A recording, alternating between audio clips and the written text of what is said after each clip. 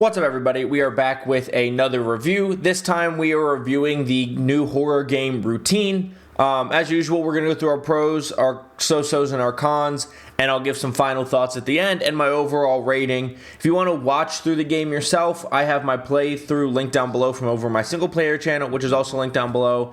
And if you want to see me play new games, there's a couple that just came out the same day as Routine that I'll be playing, or you want to see me play Warzone, Apex, Red Sec, whatever I'm playing. My Twitch is linked down below, as well as all my social medias and my car-related social medias and YouTube channel. But Routine is a new space horror game. The gist of it is there's a base on the moon. You're up there to fix the security system, but things are spooky. There's something weird going on. There's a weird presence going on. There's no other people left on the base, but you're up there to fix the security system, and you have to make your way through the different chapters. And like a lot of horror games, there's puzzles essentially that you have to solve to get through it all. And then things happen that are spooky. I won't give any spoilers, but like I said, if you want to watch the playthrough, it's down, or watch some of the gameplay, it's linked down below, as well as what's currently playing behind me. So starting off with the cons, the first con I have is the lack of settings. Is just, there's just not a whole lot of settings. You go into graphics, like you can't turn down camera shake, which is a big thing because of nauseousness. You can change head bob, but that's the only thing that would help people who get nauseous sometimes playing games. There's no way to turn down screen shake or anything. You can also increase your FOV, which helps a little bit as well. But there's just not a lot of control settings. There's not a lot of graphic settings. There's just not a lot of settings in general. These settings are pretty bare bone. And in gaming nowadays, there's just usually a plethora of settings, especially if you play bigger budget games than this. But there was just almost no settings, which is kind of unfortunate. Another con is that it was seemingly capped at 60 frames per second. There was no way to change your frame rate in game. There was no way to, like, in that lack of settings, to adjust a capped frame rate. So it was capped at 60, at least on Steam. Now maybe you can do like a Steam config or something to change that. But in game, there's no way to change the FPS, and that's not a big deal. I just would like to have it unlimited because I like to see how the game performs. And that's really it for the cons. There's not a lot of cons. There's more pros and so-sos. So moving on to the so-sos is there's the cat module in the game, and this is your main tool. This is how you open some security doors. It's how you interact with some screens. It's how you defend yourself against one of the types of enemies in the game. It's how you solve it's what you need to solve some of the puzzles. It's everything in this game. You literally have to have it in this game. There's no way you could play this game without it.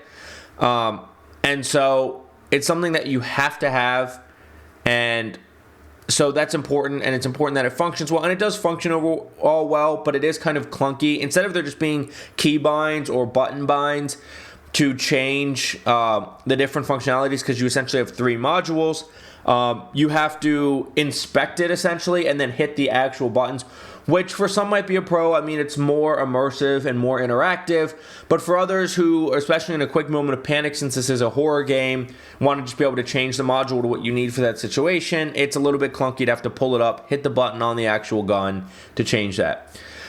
The next so-so is this is very puzzle heavy, and the puzzles themselves. Now, for some people, this is great.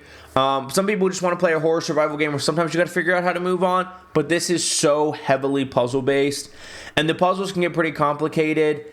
And this doesn't give away my rating, but I wasn't dying and absolutely in love with this game, so I did end up bringing up a guide because some of the puzzles were just so complicated. Like there's one where you have to literally be a chemist and mix together different chemicals to make a solution for an issue on one of the bases, and there were some other pretty complicated puzzles, and sometimes I just don't want it to be that complicated. Now, some people really love this, and that's why I didn't put it in cons, because it's more of a personal preference thing. But as a warning, this is just constant puzzles. Just, you can't move on to a next step without having to really figure something out. And there's no, if you take 30 minutes, there is no hinting, hey, look over here, or hint pops, none of that. So if that's your thing, then this is in the pro, and if it's not your thing, this is a con, so that's why I put it in the so-sos. The next were the graphics. Now they're going for a retro look. But some of the graphics just weren't super detailed. Some of the graphics were really good. I just didn't think the graphics like blew me out of the water. Now this is a smaller studio, of course. This isn't Activision or EA or one of the really large studios. Although those studios do kind of set the high graphic standards that we all are becoming accustomed to. So it's something to keep in mind. They weren't bad enough to put in cons, but they weren't amazing, so I don't want to put them in pros. And I just want to talk, this is not going to blow you out of the water with graphics. And there's like a fuzz over it, like a film grain, and I think that's part of going into like the retro look of it. That's why they did that, and I think it also helps cover the graphics not being as good. So my final so-so is the length. A lot of people are reporting they're finishing this game in 4 hours, 5 hours. It ended up taking me just under 6, but that's because I wasn't super duper crazy about it a lot of the time that I was playing the game, although my opinion changed as I got deeper into the game. And a lot of times I was reading a guide because I just didn't feel like really figuring out the puzzles. If you're good at the puzzles, this is like a 4-hour game. If you're not, this is a 7-hour game. I don't feel too bad about taking 6 hours because a lot of the reviews I was reading, they took about 6 hours. And so from a length standpoint, this game is on sale right now, at least on Steam, as its introductory price, but I think it's a $25 full price game. So 4 to 6 hours is 4 hours is all right at 25. 6 hours is pretty decent, 25. I like all of my games to be a minimum of 6 hours. At least 8 hours is where I look for, especially with the higher price game. But this is only $25. So you have to really decide if the length's worth it for you. I think the length is fine. It's not amazing. It's not terrible. It's so-so. So moving on to the pros. First pro is the retrofuturism of the game.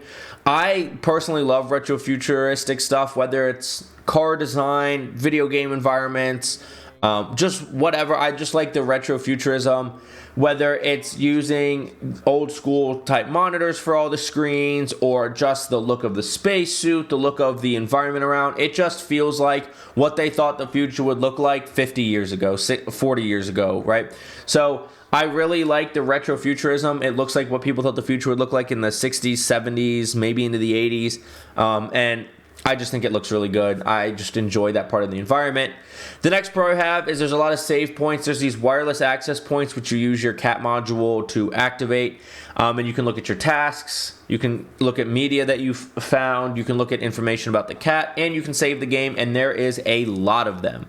And, you know, some people don't love that, you know, games that give you all these save points because they want the challenge. You don't have to save. But for people that really want it, you can save all of the time. And with a lot of the backtracking you have to do, especially later in the game, where the enemy that you're dealing with is instant death, whereas earlier in the game, the enemies you deal with, you get 2 chances. It's nice to be able to save a lot of checkpoints, especially if you just did a complicated puzzle. Not that you couldn't just go right back and do it, but once it's out of the way, it's nice to be able to save all the time.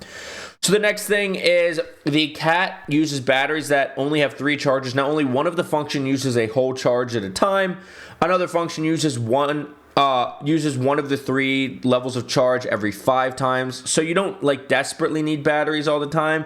But the pro here is there is batteries everywhere. There's a lot of fresh batteries, way more than you need, but there's also battery recycling stations put all around the different parts of the map, and they have 1 charge in them. So if you're in a pinch and you need one, and that's an unlimited supply. You can just keep going back to that. But there is more than enough fully charged batteries around. And it's nice because the cat module is so important, and it takes a little bit of getting used to because like you can't pull up a menu and look at a guide like you can in some games. You have to go find a wireless access point to look through a guide of it.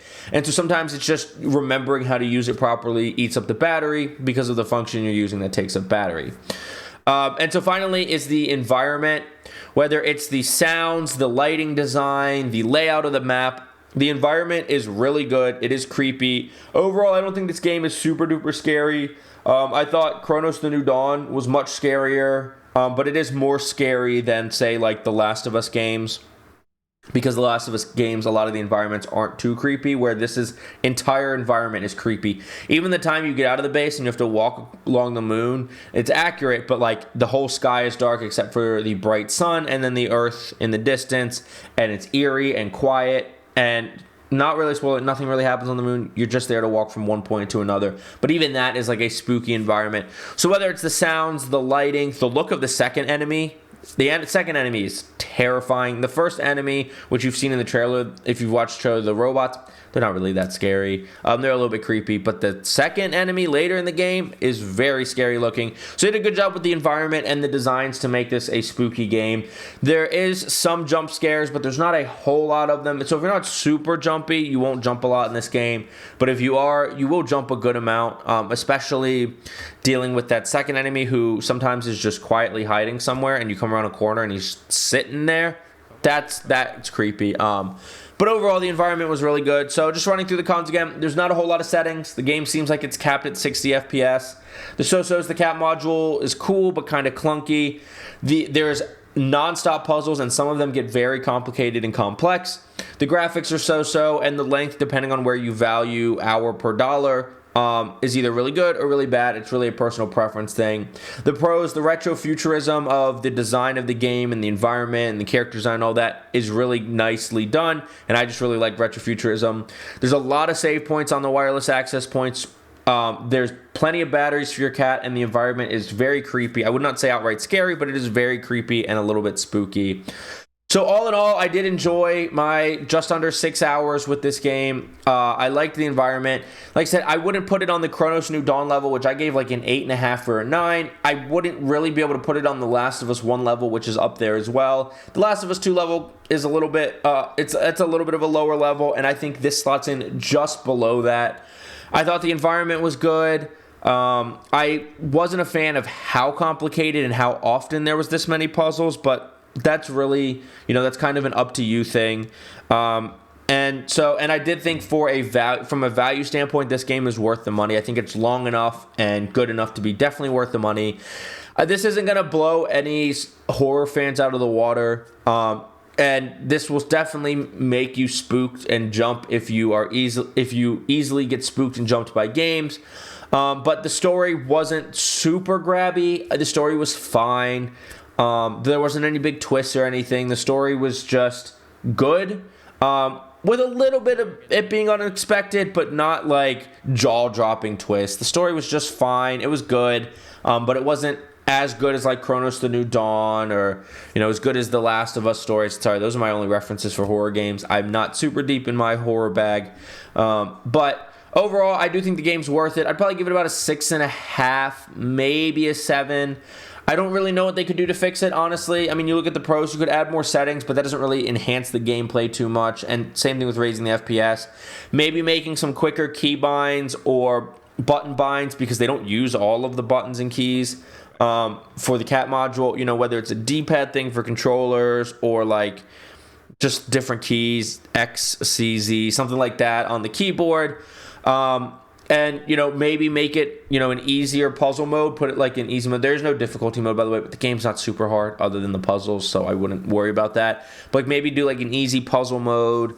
And there's really nothing else you could fix. I don't think this game could be bumped way up. It just is what it is. It's a simple game. So like I said, 6.5, maybe a 7. It's not going to blow you out of the water, but I definitely think it's worth the $20 to $25. But of course, you'll have to play it and decide for yourself. So please don't forget to like, subscribe, and hit that notification bell if you like game reviews or COD content, Apex content, and you want to see that first. And please don't forget to check out the links down below, the